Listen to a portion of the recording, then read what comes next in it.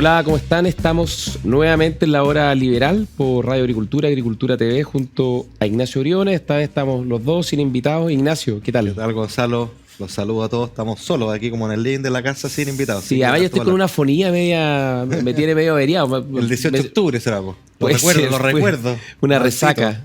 Lo somaticé, puede ser. ¿Cómo estás, Ignacio? Todo bien, súper bien. Oye, bueno, tú introdujiste el tema, ¿no?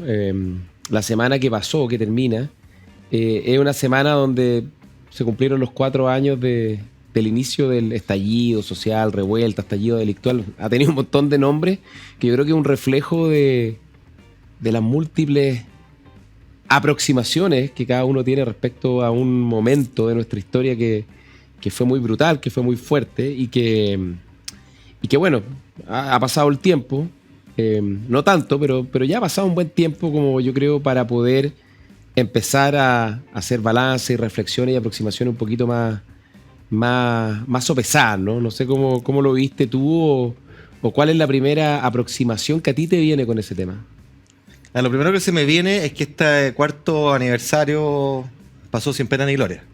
Por lo tanto, eso refleja una cuestión para mí muy importante. Eso es impresionante. Que el octubrismo, sí, en lo que significó y lo que se reivindicó, está muerto. Yo creo que es una buena noticia para Chile. O tremendamente avergonzado. Claro, porque creo que la gracia del tiempo y la distancia es que uno va haciendo miradas más ecuánimes. Yo recuerdo cuando nosotros estábamos en el gobierno, yo llegué al gabinete justamente después del 18 de octubre, el 28. ¿A todo esto dónde estaba el 18? Estaba en mi casa. De hecho, estaba escribiendo una columna que tenía que mandar para el diario La Tercera. Y obviamente capté al tiro que este era un hito muy grande, así que tuve que cambiarla. La columna era de impuestos, era de reforma tributaria.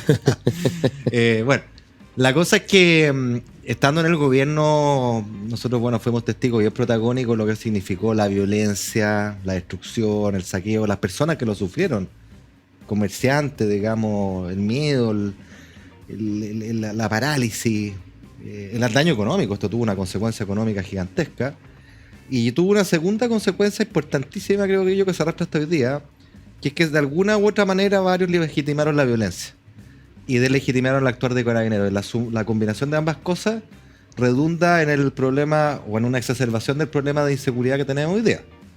Entonces, yo mirándolo quizás por el lado positivo, con el tiempo y la distancia, me parece que los ánimos están más apaciguados en aquellos que eran fervientes partidarios de ese momento y lo veían como una epifanía, una cosa romántica, revolucionaria. Que no, era sueño redentor. Claro, esa cosa media mesiánica, absurda en más de un sentido, ha quedado atrás. Y yo creo que la distancia, incluso para quienes fueron partidarios de ese momento, partidarios en el sentido de esa epifanía, hay lecciones que yo me alegro que vayan quedando arriba de la mesa bien. Primero, nunca validar la violencia. 2, nunca más poner en riesgo la democracia. Un presidente tiene que entrar por la moneda y salir por la moneda, cualquiera este sea, o una presidente. Tercero, el uso legítimo del monopolio de la fuerza legítima, valga la redundancia, que tiene el Estado. Si esa es la base de la democracia, el Estado de Derecho y las libertades más básicas. Yo creo que eso ha quedado asentado. Me alegro que el Carabinero haya ido recuperando su prestigio. Ya está muy, muy arriba. Y yo creo que esta borrachera, por así decirlo, que muchos tuvieron en un momento de mucha exaltación, qué bueno que haya pasado la resaca, que hoy día estemos tratando de ver los hechos con mayor lucidez en su justa medida, ¿no? Creo que también, y para terminar te lo dejo planteado, yo creo que eso no quiere decir que uno tenga que abandonar las fuentes de malestar que la sociedad manifestó, porque son dos cuestiones separadas. La violencia es una, el malestar hay que entender sus causas y hay que hacerse cargo. Y creo que en el gobierno del presidente Piñera, con todas las dificultades, avanzamos en parte de ese malestar. Tema de pensiones, aumentamos la pensión básica solidaria en ese entonces 50%, luego viene la PGU. Este gobierno paradojalmente no ha avanzado en nada, ningún área social, ¿ya? Los que eran los más redentores de aquello y más críticos respecto a lo que hacían otros, no ha hecho nada. Mira lo que está en educación, mira lo que está en salud, en fin. Entonces, me gusta esto de tener distancia para analizar estos hechos. Hagamos una disección más fina. Porque ha pasado un buen tiempo. quizás no suficiente para los historiadores, pero sí yo creo que bastante para hacer una reflexión política más de fondo, ¿no? Y yo creo que lo primero, respecto al balance. Si uno pudiese encontrar algo positivo, yo creo que no hay nada positivo, me cuesta verlo. Porque si uno mira, a ver, en primer lugar, desde el punto de vista de la cohesión social, digamos, o la polarización, que sería como la contracara, ¿no? Y la fragmentación, hoy día yo creo que estamos tanto más divididos, pero además hay un ánimo como más frustrado, ¿no? Sí. El estallido, bien o mal, mal en mi opinión, pero para mucha gente fue una cuestión que generó esperanza, ilusiones.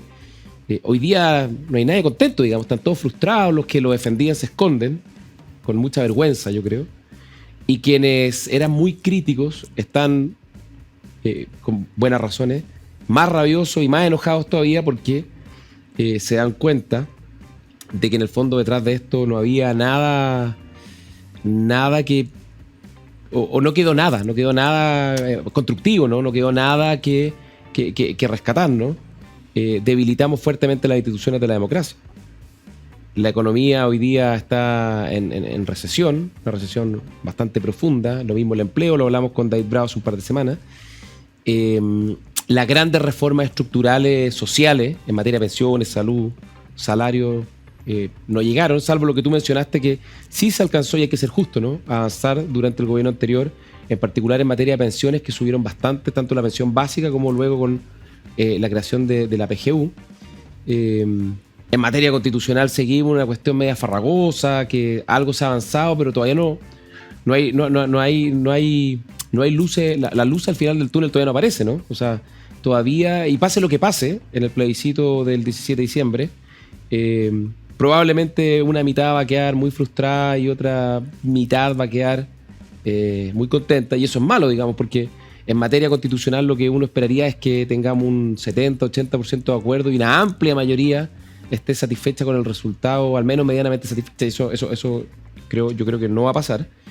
Y por lo tanto, al final pareciera ser que todo esto no es más que, digamos, una suerte de pesadilla o accidente fuerte que tuvimos en el camino como país, ¿no? Pero que todavía estamos pagando las consecuencias. Y yo creo que hay una cosa, además de lo que tú mencionaste, que hay que mirarlo con cuidado. Porque si pensamos que el estallido fue solo ruido y furia y que no hay algo más de fondo, probablemente a la vuelta de la esquina podamos repetir la experiencia y puede ser incluso peor, ¿no? Porque obviamente la violencia nunca se justifica y mucha gente la justificó, y eso es muy grave y eso hay que denunciarlo, y bueno, aquí lo hemos hecho un montón de veces, pero también había una cuestión un poco más profunda, donde la gente salió muy masivamente a expresar una frustración que estaba muy contenida y que explotó como con la fuerza de un volcán. Yo tengo alguna idea respecto a qué hay detrás de eso, y por lo menos en mi opinión es que finalmente lo que salió fue un malestar, una rabia muy profunda, no tanto por las desigualdades, por la injusticia, sino, yo lo he dicho en estos días, ¿no?, sobre todo por la inutilidad del sistema político, la clase política, que la gente ve que los dirigentes pelean, discuten, no llegan a acuerdo y finalmente no resuelven los problemas que la gente necesita que se resuelvan, sus dolores, sus anhelos, sus aspiraciones. Entonces, cuando uno mira a la distancia y hace como el raya para la suma, ¿qué es lo que quedó? Yo creo que cuesta encontrar algún elemento positivo. Yo por lo menos hoy día, a 4 años, y eso es muy lamentable, ¿no?, porque quizás hay algunos aprendizajes tal vez, pero la verdad las consecuencias parecen ser en general muy negativas. Sí, yo concuerdo. A ver, creo que dos cosas en la reflexión al menos. Una es que si uno mira hoy día la foto, en el indicador que tomemos, y la compara con la foto 2019, estamos en todo peor. Somos un país con más incertidumbre, somos un país más dividido, somos un país que no crece, somos un país que tiene más desempleo, somos un país donde ha aumentado la pobreza. Es cierto que entre medio estuvo la crisis del COVID, que fue muy, muy relevante, ¿no? Somos un país donde tenemos... Fue un factor muy importante que se ha atendido poco, que el COVID además... Atenuó la revuelta. Exactamente. Pero que dificultó llegar a acuerdos, digamos, en el fondo la posibilidad de llegar a acuerdos, yo creo que también se complicó porque le agregó más factores de tensión y polarización al sistema que ya estaba bastante polarizado. Sí, seguro. Pero lo social, tanto en lo social como en lo económico, en todo estamos peor, salvo quizás en pensiones, producto de la PGU. Claro. Pero que todavía falta. Entonces, claro, uno hace esa constatación, pero yo creo que uno no al hacer esa constatación no puede concluir que acá no hay que hacer nada, digamos. O sea, acá la pregunta de fondo es cómo salimos de acá y cómo recuperamos aquellas cuestiones que la ciudadanía espera y que son las que alimentan su frustración y su malestar, que tiene que ver con la capacidad de hacer reformas, de ir generando nuevamente confianza. Esto va a ser un proceso largo, que te permita sustentar acuerdos para hacer reforma en el área social. Y en segundo término, yo al menos, quizás mi seco economista, pero siempre he pensado que una de las razones del malestar, una de las razones importantes, digo una porque son muchas las razones, naturalmente, pero una de ellas es el estancamiento económico de Chile. O sea, llevamos una década perdida en crecimiento. En los últimos 10 años, del 2013 a esta parte, prácticamente el ingreso per cápita o por habitante no ha subido. Oye, yo hice el cálculo. Si uno incorpora la proyección de crecimiento este año, en los últimos 10 años, es decir, del 2014 al 2023, Chile va a haber crecido en promedio 1,9%. Si tú restas el crecimiento de la población, sí, 0,5. Ustedes quedan en 0,5. Claro, es menos del 1%. Claro, que en la práctica estamos estancados. Estamos estancados. Pues entonces, esto es bien obvio lo que voy a decir, pero las personas, todas, quienes nos escuchan, hacen sus proyectos futuros, sus sueños, se proyectan hacia adelante. ¿Qué es lo que van a hacer? El emprendimiento que van a armar, la carrera que van a estudiar, la pega a la que van a apostar. Y lo hacen mirando hacia atrás.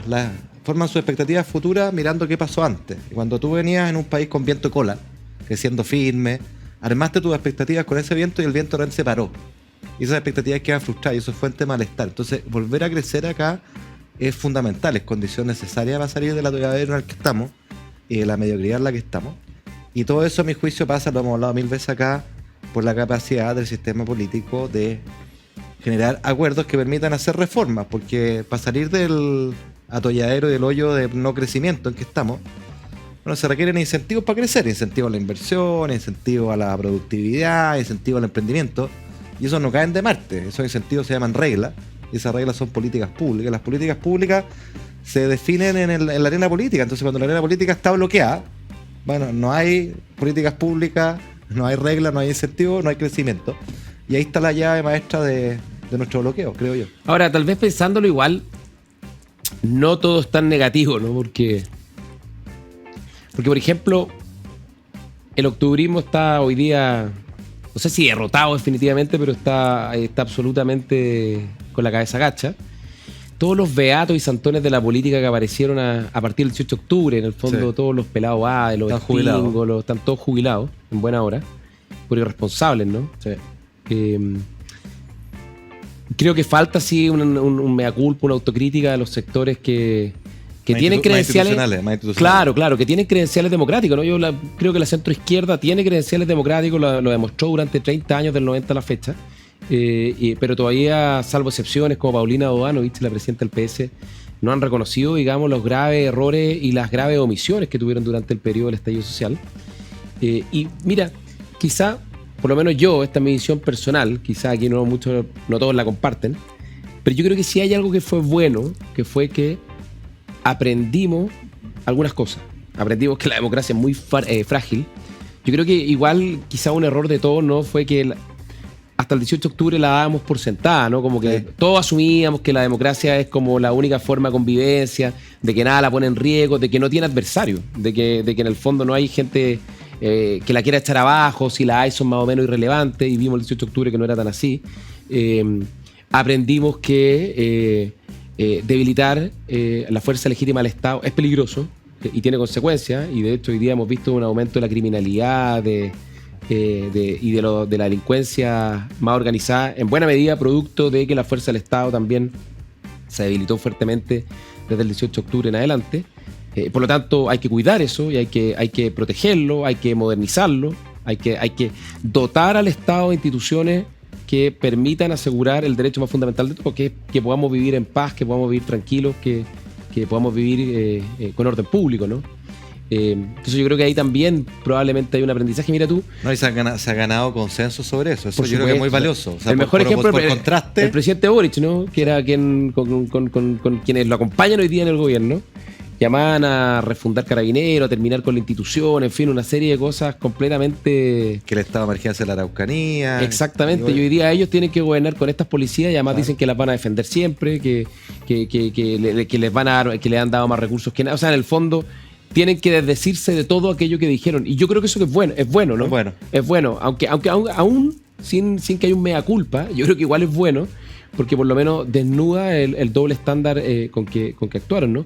Mira, y yo creo que lo más importante al final es que aprendimos a enfrentar una crisis grande, ¿no? Como la del 18 de octubre, que fue una crisis muy, muy profunda, a enfrentarla procurando siempre resolverla a través de medios institucionales y pacíficos, ¿no? Yo sé que no todos tienen esta visión. Mucha gente dice, ¿sabes qué más? Hay que sacar al ejército y apretar el gatillo, con las consecuencias que eso pudiese haber significado.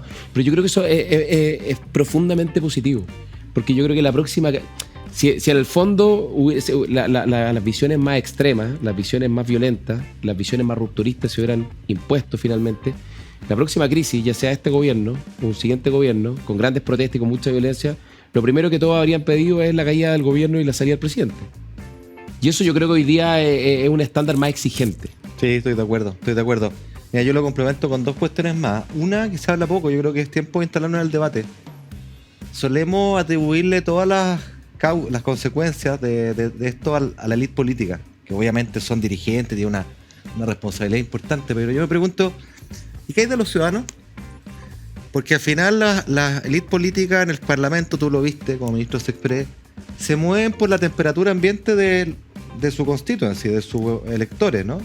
De los ciudadanos.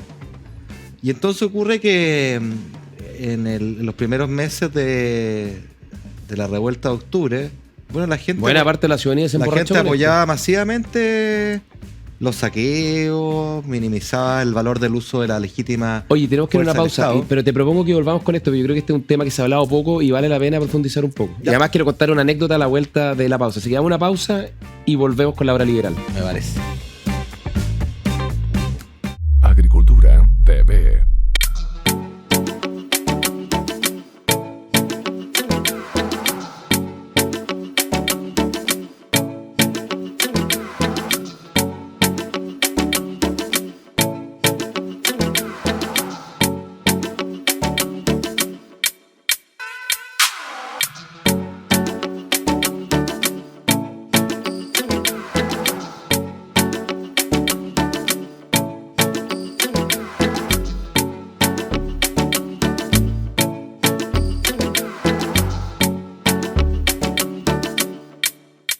Agricultura es parte de los Juegos Panamericanos y Parapanamericanos de Santiago 2023. Sigue una cobertura diaria con el desempeño del Team Chile, el medallero y la agenda del día. Toda la acción de este evento deportivo en Radio Agricultura, Agricultura TV, agricultura.cl y a través de las redes sociales en Instagram y TikTok. La emoción de los Juegos se viven en Agricultura. Estamos de vuelta en la hora liberal con Ignacio Briones. Estamos haciendo, no sé si una terapia, una reflexión. No sé pero algo profundo. Yo creo que todos la hemos hecho, ¿no? Y todos la han hecho en sus casas respecto a lo que fue el 18 de octubre. Han pasado 4 años, es increíble cómo ha cambiado el clima de opinión. Estaba viendo encuestas, ponte tú. Salió una encuesta Criteria buena que dice algo así como que hoy día el 55% de la población considera que el estallido social fue más bien algo negativo. Eso era 33, 34% hace 3, 4 años atrás. Y lo mismo respecto a la violencia. Voy a citar los números correctamente. Por ejemplo, las movilizaciones como algo positivo, que per se no son negativas, pero las movilizaciones como algo positivo, el año 2020 tenían un 76% de apoyo, hoy día 44%. O sea, el clima de opinión ha cambiado mucho y tú dijiste algo antes del corte que quería que lo profundizáramos, Ignacio, que tiene que ver básicamente con una canción de Los Jaivas a propósito de la película Palomita Blanca, ¿no? ¿Dónde estabas tú? Claro. Eso es lo que hay que preguntarse. ¿Dónde estabas tú el 18 de octubre? Cuando mirabas la quema del metro, los saqueos, los ataques a carabineros. ¿Qué es lo que estabas haciendo tú? ¿Qué estabas defendiendo?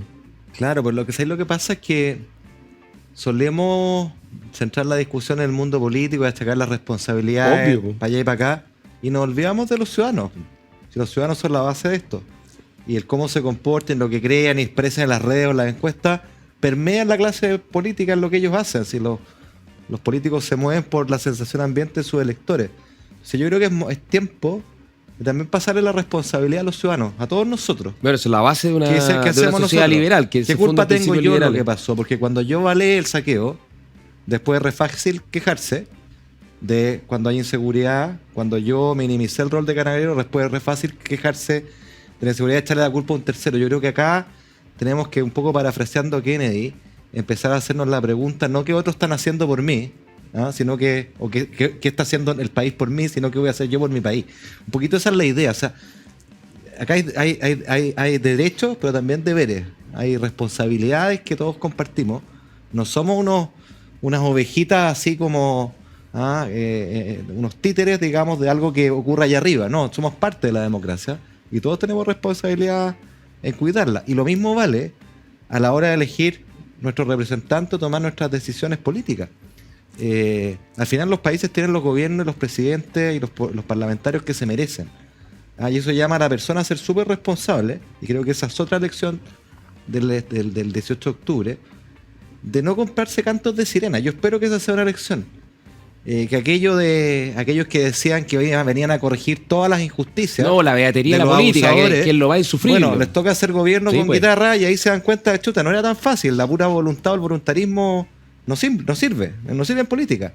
Pero eso también es válido para otro espectro. Aquellos que dicen, no, que yo tengo soluciones mágicas para problemas complejos, voy a solucionar la delincuencia así. Bueno, eso es voluntarismo, eso va a fallar. Si la vida real es difícil, es de decisiones complejas, hay que lidiar con una serie de restricciones, y es bueno sincerarlo con los ciudadanos. Decir, oye, quiero ir para allá, pero esto va a tomar tiempo, necesito su apoyo, necesito su responsabilidad. No es solamente los líderes los que tienen que ser responsables. Yo creo que hay una responsabilidad de nosotros los ciudadanos que hay que empezar a tomar en cuenta. Oye, mira, yo dije que iba a contar una anécdota. El otro día fue un periodista a mi casa por una nota que estaban haciendo a propósito de los 4 años del estallido, ¿no? Y antes de grabar nos pusimos a conversar sobre esto, sobre lo que me iba a preguntar y todo. Y, bueno, yo le hice la pregunta, ¿y qué pensabas tú en ese momento? Y me dijo, mira, yo la verdad, en ese momento yo apoyaba las protestas, apoyaba las manifestaciones, pero hoy día me da mucha rabia, estoy completamente cruzado y he cambiado completamente de opinión porque me di cuenta que no quedó nada bueno de eso. Y eso yo creo que le ha pasado a mucha gente. Claro. Y yo creo que eso es un poco lo que tú dices, ¿no? Es como también la responsabilidad que cada uno tiene como ciudadano, porque no somos consumidores. Exacto. No somos individuos, somos ciudadanos, que tenemos derechos y tenemos deberes. Y a mí una cosa que siempre me pareció hasta cierto punto falaz o deshonesto intelectualmente, era esto de decir, oye, ¿sabes qué más aquí? Como separarnos la violencia de las manifestaciones. Obvio que la manifestación es legítima y que no tiene nada que ver con la violencia. Pero es que en ese momento era en la práctica imposible de separar, ¿no? Porque todos los que estaban llamando a movilizarse o que lo estaban estimulando no se hacían cargo de que cada manifestación en general engendraba o estaba asociada o hechos gravísimos de violencia. Obvio. El mismo 25 de octubre, el famoso 1.000.000 de personas, fue una de las jornadas más difíciles en cuanto a la violencia que se generó en Santiago, ¿no? Y ni hablar el 12 de noviembre cuando convocó, ¿cómo se llama? La mesa social, ¿no? No, ni hablar. Déjame contarte una anécdota. El embajador de Argentina, ese día 25 de octubre, Octavio Bordón, me llamó desesperado porque estaban a punto de quemar la embajada, y a él y a los funcionarios adentro de la embajada quienes estaban manifestándose en la marcha del 1.000.000 de personas. Obviamente no era el 1.000.000 de personas, pero llamar a manifestarse... Recordemos que la embajada argentina está en Vicuña Maquena, está pegado al sur de la Plaza Italia. Y fue ese día que quemaron, de hecho quemaron al lado la Universidad Pedro Valdivia. Claro. Y por lo tanto llamar a manifestarse sin entender que en ese contexto esos llamados solo producían violencia, y esa violencia solo producía inestabilidad y nos arriesgaba un quiebre o un colapso democrático. A mí me parece, fíjate, un poco que se ha dicho poco, pero poco honesto intelectualmente, porque la verdad, el estallido partió primero con una explosión de violencia. Total, por el metro y el incendio del edificio de por supuesto, Enel. o sea, mira, yo siempre digo, la red de metro, el 18 de octubre del año 2019 tenía 136 estaciones. y esa noche atacaron 77 de las 136.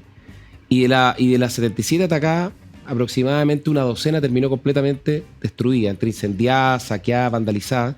Quemaron vagones, carros, hicieron pedazos de la infraestructura de la red pública de transporte, y a los 2-3 días teníamos a Chile sin vuelos prácticamente en todo el territorio nacional. Se tuvo que suspender los vuelos por las protestas, las carreteras estaban colapsadas, el comercio estaba cerrado, las clases estaban suspendidas, ¿no? Y el país estaba a la práctica paralizado. Entonces, yo me pregunto dónde estaban las personas en ese momento exigiendo un alto a la violencia antes que estimulando las manifestaciones. Claro, Porque, no hablemos, las personas acá son los ciudadanos, no son los políticos. Nosotros criticamos a los políticos con justa razón que no se opusieron a la violencia, pero la pregunta es para todos nosotros. ¿Y usted dónde protestó en contra de la violencia? ¿Qué es lo que decía en la conversación del día domingo? ¿Le parecía inaceptable el uso de la violencia, la destrucción, el saqueo, o la avalaba? de hecho siempre se critica o se ha criticado, ¿no? Y con justa razón, por ejemplo, a los matinales o a los medios de comunicación, que fueron los más octubristas en esos meses. Espero que paguen sus culpas. Y fueron muy responsables.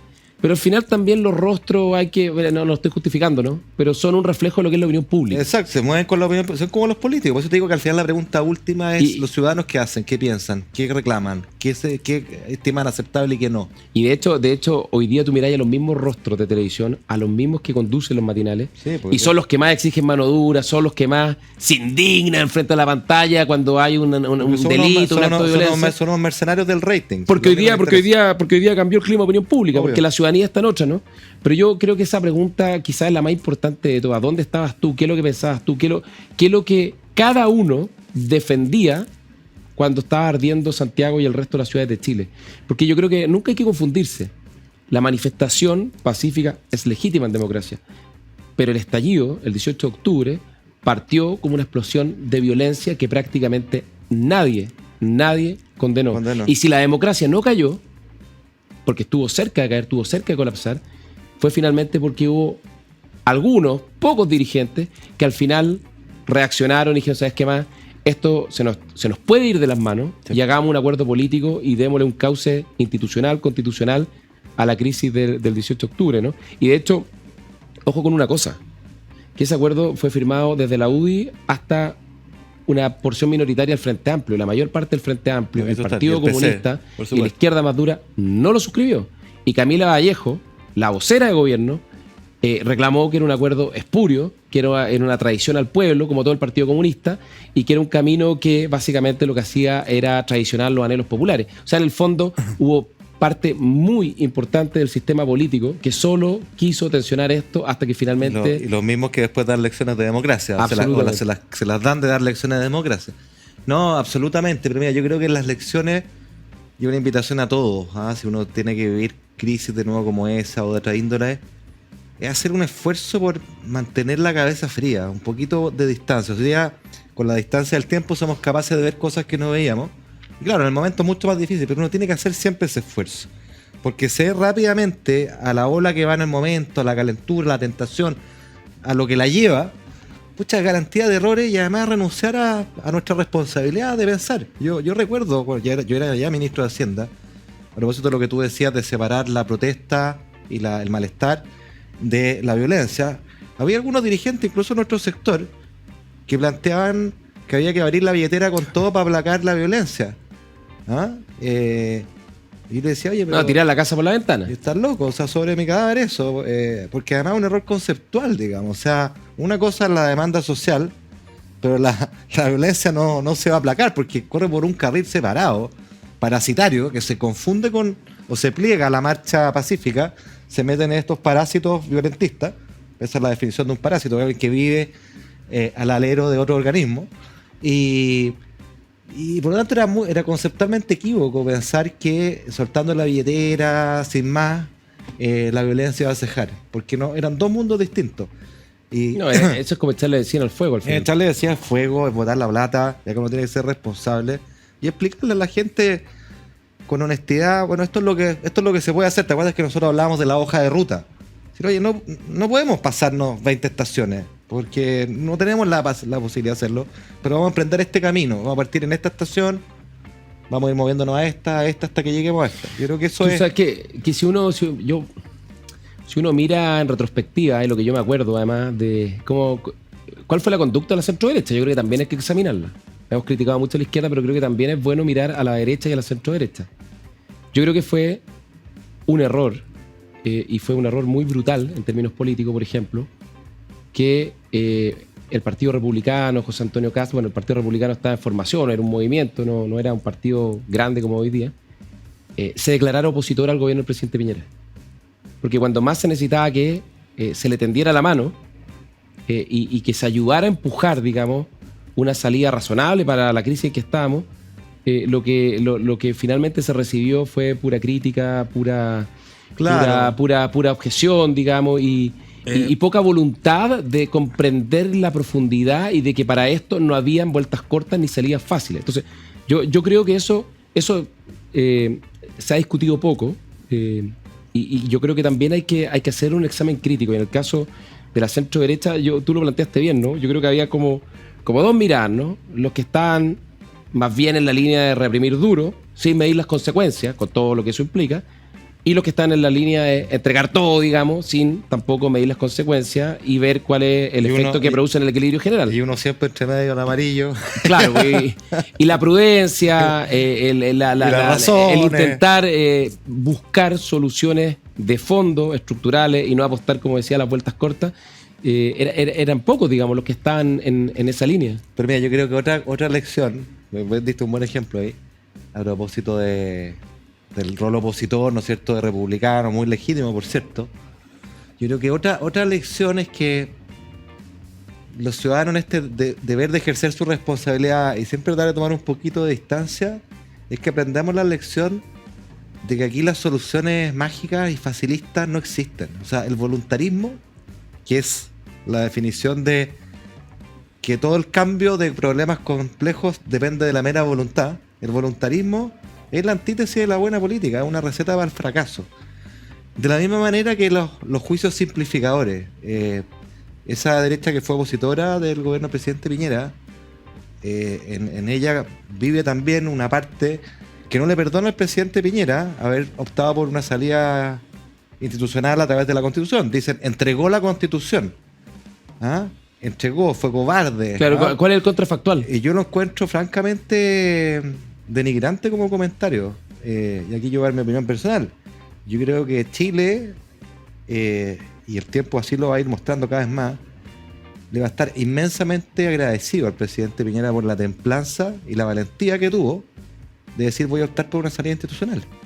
Porque el camino, y no por un baño de sangre, porque eso no lo dice. Claro, pero esa era la alternativa, un baño de sangre. Pero es que el camino alternativo, ahí como la ligereza del comentario. El camino alternativo, ¿cuál es? Es decir, no, es que había que sacar a los militares y poner mano dura. Chuta, que es fácil decirlo desde el living de la casa, ¿no?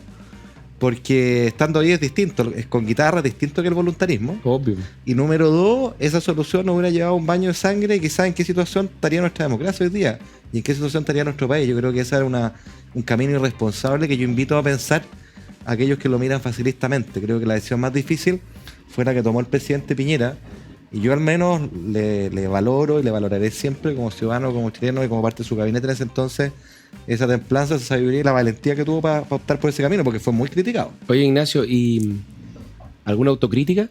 Hemos apuntado a todos lados, yo creo que también en este examen, ¿qué examen hacemos de nosotros mismos? A ti, a mí nos tocó, digamos, estar ahí y tomar decisiones. Yo creo que en el estallido, una autocrítica o crítica que uno le haría a su sector, es que yo creo que de nuevo en esta invitación a tomar distancia, a reflexionar y no simplemente comprar lo que está dando vuelta en la ola, yo creo que es súper importante separar la violencia, todos los efectos negativos que dejó esa parte del estallido, que ya conversamos latamente, pero tratar de separar que hay un subyacente de malestar que tenemos que entender. Y yo creo que tiene varias componentes. Ya dije una, nuestro estancamiento económico es la número 1. Eso nos obliga, tenemos un deber de lograr acuerdos para hacer reformas que generen políticas públicas con los incentivos que tiren el carro al crecimiento. No tenemos derecho a mantener a nuestro país en la mediocridad de crecer un 0,5% al año en términos per cápita. Eso no resiste análisis. Y número 2, tenemos que ofrecer una hoja de ruta de reformas sociales honesta, factible de hacer, sin promesas mágicas, pero diciendo que hay un camino. Porque seamos honestos, o sea, a mí me carga centrar todo en la desigualdad, particularmente en la de ingresos. Y prefiero centrarme mucho más en las oportunidades. Y en materia de igualdad de oportunidades tenemos 2 Chiles, y esa es la verdad. Lo vemos en educación. O sea, ¿qué culpa tiene el chico, la chica de 5 años, de dónde nació, de la familia en que nació? Y sabemos que esa persona no tiene las oportunidades que tiene tu hijo o mi hijo. Eso nos debería indignar, nos debería conmover. Como liberales, deberíamos hacer todo por igualar esa cancha de oportunidades. Y ahí estamos al debe. Yo creo que el área social es un área fundamental que la derecha, la centro-derecha tiene que reivindicar con sus ideas, al mismo tiempo que poner mucho acento en el crecimiento que es condición necesaria. Sí, yo estoy de acuerdo contigo y vámonos a la pausa porque me están retando, pero para cerrar, digamos, esta reflexión extendida sobre el 18 de octubre, yo creo que hay 2 cosas que la derecha, la centro-derecha, yo me sumo a eso, digamos, hay que hacer una mea culpa, no una autocrítica. Yo creo primero entender que el 18 de octubre no fue solo ruido y furia. Hubo ruido y hubo furia, sin duda. Y harta. pero no fue solo eso. No.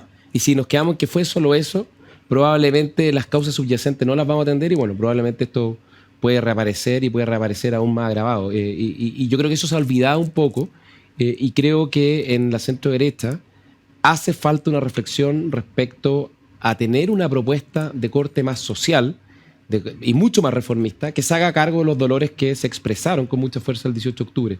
Yo creo que eso está, yo creo que eso es cierto y eso hay que abordarlo. Y lo segundo, y esto yo lo digo, yo era ministro secretario general de la presidencia el 18 de octubre, yo creo que dentro de las lecciones también, y esto es mea culpa, que yo creo que nos demoramos mucho en reaccionar y en tener una interpretación y una narrativa razonable frente a lo que se empezó a vivir con tanta fuerza el 18 de octubre. Nos quedamos en silencio, ¿no? Parafraseando el libro de Daniel Mansuy, nos fuimos quedando en silencio.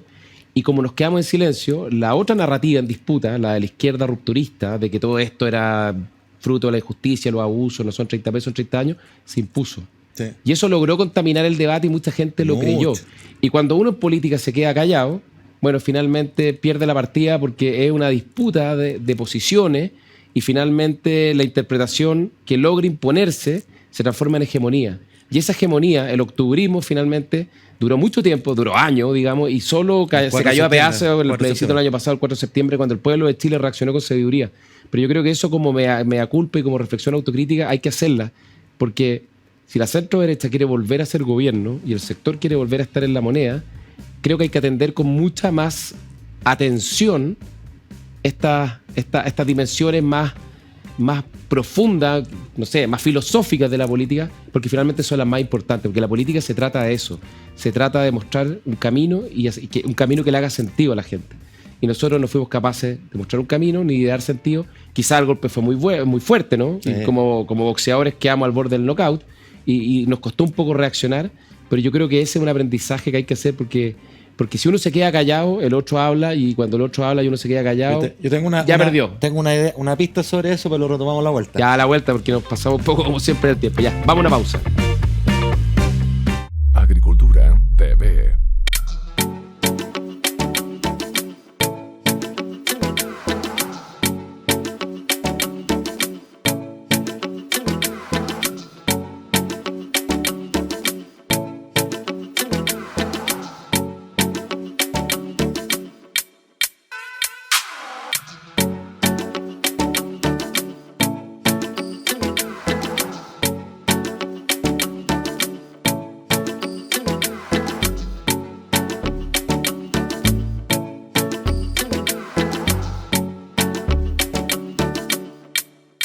Agricultura es parte de los Juegos Panamericanos y Parapanamericanos de Santiago 2023. Sigue una cobertura diaria con el desempeño del Team Chile, el medallero y la agenda del día. Toda la acción de este evento deportivo en Radio Agricultura, Agricultura TV, agricultura.cl y a través de las redes sociales en Instagram y TikTok. La emoción de los Juegos se viven en Agricultura. Estamos de regreso en La Hora Liberal junto a Ignacio Briones. Tú dejaste planteada una pregunta, una reflexión. Claro, en el mea culpa que tú decís, la falta de capacidad de cómo reaccionar y cómo definir un relato creíble, yo creo que va mucho más allá de la autocrítica puntual que uno puede hacer como gobierno, como sector político de centro derecha, que tiene que ver con una reflexión más profunda sobre la política en general y que de nuevo interpela o apela a la responsabilidad de los ciudadanos, ¿ah? Que es lo siguiente. Se suele hacer en política que ante un problema tú ofreces la solución máxima, ¿ah? O la solución con el tejo pasado. Vamos a terminar con la delincuencia a la noche de la mañana, vamos a duplicar las pensiones, todo por obra de magia. Y se instala eso, y las personas que lo creen de buena fe, luego nada de eso ocurre, porque hacer cambios radicales es muy difícil, y si ocurriera sería un desastre, además decíamos que sería infinanciable. La magia en política no existe. Pero la magia no existe, pero la frustración que queda por la expectativa que creaste es gigantesca, ¿no es cierto? Entonces creo que es mucho más sensato y honesto decir, miren, nos vamos a mover en esta dirección, pero lo queremos hacer serio y creíble, y quiero que usted me acompañe en esto. Lo vamos a hacer por etapas, porque las soluciones mágicas no existen. Ahora, lo malo de eso es que, que cuesta tener votos con responsabilidad y con pragmatismo. Ya, pero y ahí está la interpelación a la responsabilidad de los ciudadanos, porque los ciudadanos deberían entender que esas promesas mágicas es pura charlatanería, es puro oportunismo electoral y nada de eso va a pasar y solo va a arriesgar a seguir frustrando. Y lo mismo pasa en el CIMETRI, cuando tú decías, cuando la oposición misma se plegó al coro de no son 30 años, son 30 pesos y toda esa estupidez, esta tontera. O aquellos que decían que éramos el país más desigual del mundo, o aquellos que decían que no era una verdadera democracia. Todo lo que era contradictorio con todos los índices que teníamos. Aquellos que cayeron en ese juego, bueno, caen en el mismo error, porque uno tiene que ser responsable cuando eres dirigente y líder de cuál es la información que tú le pasas a los ciudadanos. Si tú instalas que somos el país más desigual del mundo, bueno, un ciudadano de buena fe lo va a tomar y lo va a repetir, ¿no? Entonces, es bien irresponsable, creo, instalar esos discursos, porque esos discursos no son neutros, van quedando y van permeando, y otros lo repiten, las redes sociales lo repiten, y al final las palabras van creando realidad, ¿ah? Entonces, claro, quizás por eso yo fui un pésimo candidato, digamos, pero uno debería hacerlo suficientemente honesto para decir, sí, quiero de verdad moverme para allá, hay una cancha de oportunidades que hay que emparejar, pero quiero ser sincero, esto no se puede con soluciones mágicas. Esto es con estaciones y con harto trabajo, como todo en la vida. Sí, lo único malo es que el partido realista saca pocos votos. El realismo. Bueno, puede ser. Es difícil, pero bueno. Importante por lo menos quizá, al menos alertarlo. Porque la gente igual algo cree en sus líderes. Si prende la televisión la noche, ve las noticias, escucha la radio. Hay un llamado a la responsabilidad. Y de los líderes y de los ciudadanos. Al final los países tienen a los gobernantes que merecen. ¿Ya? Y cuando uno elige chanta, tiene países chantas. O probablemente la gente tiene gobernantes y líderes que son un espejo, digamos, de lo que es la sociedad. Por cierto, entonces es un reflejo, ¿no? Tenemos los gobiernos que merecemos. Si tenemos populistas, vamos a tener un país populista que se va al precipicio. No tenemos gente responsable, un país más responsable que avanza de a poco, como ocurre en todos los avances. No hay saltos discretos, no hay atajos. Y así, pues entonces yo creo que eso nos interpela a todos a no apostar por la primera ola que se nos cruza, que nos seduce. Hay que ponerle un poquito de matiz. Oye, hablando de responsabilidad, está terminando el segundo proceso constituyente, ya no queda casi nada, en el fondo el partido está como en el minuto 89, y ya no va a cambiar.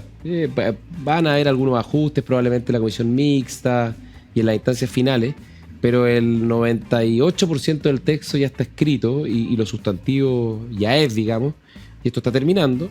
Y hay que empezar a tomar posiciones de cara al plebiscito del 17 de diciembre. Y es una pregunta donde nuevamente va a pasar o va a aparecer un poco lo que tú dices, ¿no? Discurso maximalista, fake news, exageraciones, y la responsabilidad probablemente brille por su ausencia. Y de hecho es un poco lo que se ha visto en la semana, ¿no? Algunos dicen, aquí hay retroceso de derecho, o en definitiva, si es que esto no se cierra, el caos, digamos, y muy poca racionalidad, muy poca ponderación a la hora de evaluar lo que tiene que hacer el Consejo, ¿no? Con los expertos, proponerle un texto constitucional a la ciudadanía y que la gente decida si es que lo que se está proponiendo es mejor o es peor que lo que hay y permite avanzar o no permite avanzar. Por supuesto, yo creo mucho que primero las personas están todas súper desafectadas del proceso, cansadas, aquello que era un imperativo hace 2 años, hablando de la ola del momento, hoy día dejó de serlo, el momento constitucional se ha perdido. Es difícil transmitir la importancia que esto tiene, porque es una abstracción. Para mí, siempre lo he dicho, una de las cosas más importantes y de contenidos más importantes que tiene el texto constitucional es que hace un esfuerzo por hacerse cargo de este sistema político bloqueado, sin el cual no vamos a tener crecimiento ni reformas estructurales en lo económico y lo social. Muy difícil, porque hoy día no somos incapaces de lograr acuerdos. Tenemos un sistema político con incentivo al combo y la patada, punto. Y acá se avanza bien en eso. Hay avances importantes en materia de reforma al Estado, ahí donde de verdad rasca, que en el empleo público. Entonces yo creo que el texto tiene cuestiones valiosas. Problema, yo lo he dicho siempre, es que el tono del proceso hace cuesta arriba su aprobación, y al final los textos, los procesos no son la calidad del texto. Si quienes leen y quienes leemos al detalle la Constitución, son muy pocas personas las que lo leen. En cambio, interpretan a partir de la sensación ambiente si hay algo por lo que vale la pena sentirse parte, ¿no? La gente declara querer en el texto constitucional estabilidad, porque está atacada de la inestabilidad. Yo compro ese argumento. Pero un debate ruidoso, y como las campañas que vamos a tener van a ser binarias, a favor y en contra, muy polarizadas, vamos a ver una ciudadanía que va a estar expuesta a un debate ruidoso que no le da la imagen o la señal de estabilidad. Yo creo que eso es un problema. Y creo que precisamente porque el texto tiene cosas valiosas, hubiera valido la pena, y todavía estamos quizás a tiempo, de ampliar lo más posible la base, de que más grupos se sientan parte de este texto. Porque eso es maximizar su probabilidad de éxito.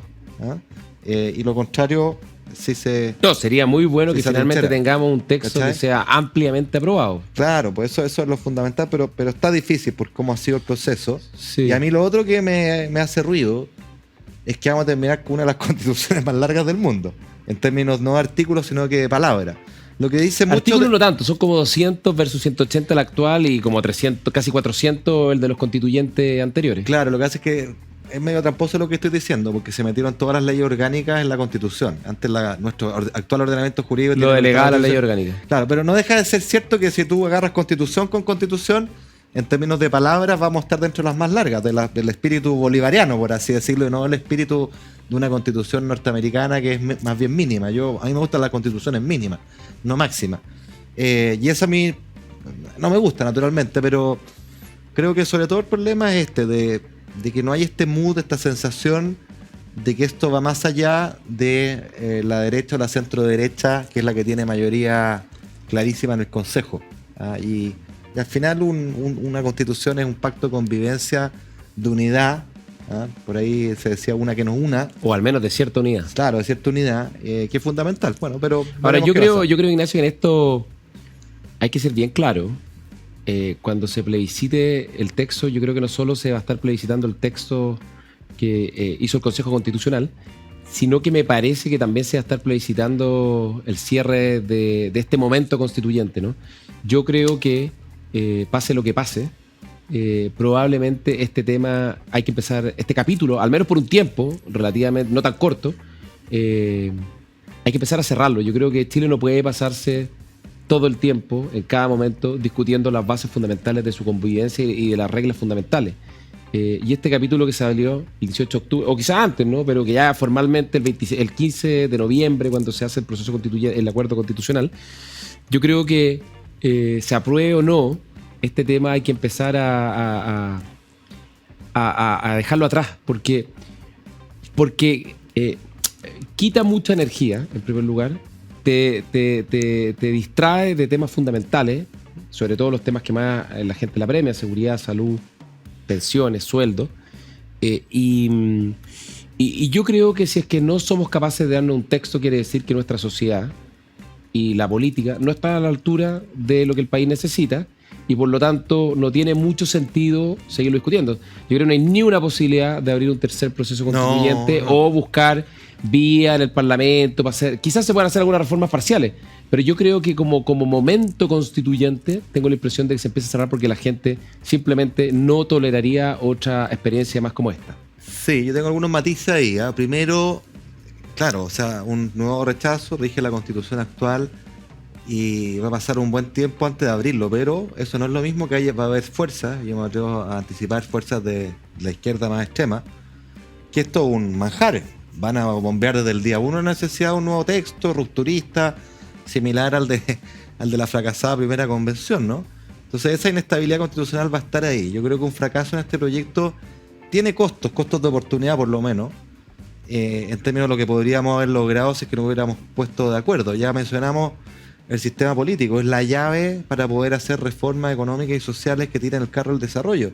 No pretendamos tener resultados distintos haciendo lo mismo, con los mismos incentivos de los actores políticos a la patada y el combo. Eso no va a pasar. Y por supuesto, los parlamentarios no van a cambiar ellos el sistema político, que implica cambiarse las reglas que arriesgan su propia elección. Entonces, ahí vamos a haber perdido una oportunidad de reformar el Estado, porque ningún gobierno se atreve a comprarse problema con los gremios. Esa es la verdad, del signo que sea. Y por último, creo que hacia afuera, la señal que se da, si se aprueba o se rechaza, es bien dicotómica. Si se rechaza, la señal de un inversionista afuera es chuta. Los chilenos no fueron capaces de ponerse de acuerdo en lo más básico. Pues seríamos el primer país en el mundo en rechazar 2 veces un proceso constitucional. Además, no fueron capaces de generar un pacto de convivencia en lo básico. Este país está polarizado, está dividido. Me la pienso 2 veces antes de invertir. No estamos a la altura, digamos, de lo que se necesita. Claro, y al revés, pues, si el proceso hubiera sido o fuera exitoso, concluyera bien, dirían, chuta, estos gallos, pasaron por una crisis aquella a partir de octubre. Su democracia estuvo en riesgo, pero salvaron por el camino institucional. Tuvieron un primer proceso fallido, aprendieron, tuvieron un segundo y lo cerraron con éxito. Vaya país, a ese país quiero ir. Entonces, tiene costo este fracaso, un eventual fracaso. Y yo creo que el principal riesgo para ese fracaso, más que el contenido del texto, que por cierto hay cosas que a mí no me gustan, pero tiene cosas muy valiosas en lo estructural y las 12 bordes que se pusieron son muy importantes. El principal problema que tiene es la falta de sentido de pertenencia para un grupo amplio de la población, me temo, pero equivocarme, digamos.